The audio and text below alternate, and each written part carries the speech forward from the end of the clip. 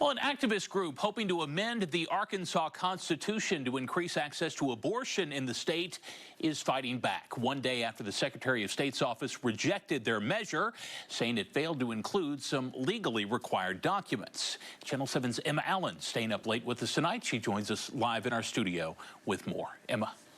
Good evening, Chris. In a statement to our newsroom last night, the Arkansans for Limited Government said they will not back down. And when I spoke to them today, they said the same thing. And now they say all legal options are on the table. We very much feel like the state has overstepped here. Arkansans for Limited Government speaking out after their proposed abortion amendment was rejected by the Secretary of State. What's going to happen is that we are going to fight this tooth and nail. I mean, we are very much committed to doing right by those 101,000 plus Arkansans that signed this petition. We also want to do right by the 800 or so volunteers that gave up their time. Secretary of State John Thurston rejected the group's petition on Wednesday, saying they did not provide a statement identifying paid canvassers by name and failed to establish those canvassers had been properly trained. Arkansans for Limited Government say that's not true. We don't think something was overlooked. They very much have the documentation that they need.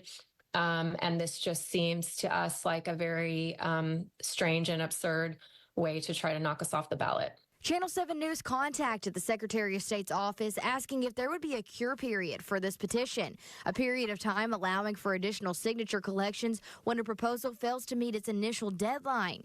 We were told, quote, as we are not counting signatures for this petition, there is no cure period.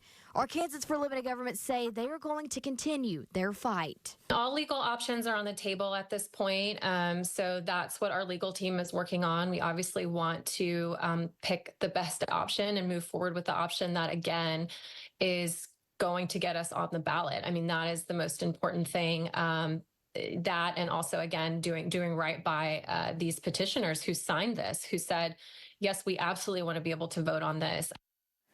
Arkansans for Limited Government sent this letter in response to the Secretary of State's letter that stated they had failed to comply with the statutory requirements, and the group is giving the Secretary of State and his office until Monday, July 15th, to continue verifying all submitted signatures and those contained on petition parts from paid canvassers. On your side, I'm Emma Allen. Okay, Emma, thanks so much for that. Now, along with that letter, the group submitted this affidavit dated June 27th that appears to include both the names of its paid canvassers and verification that they had been properly trained.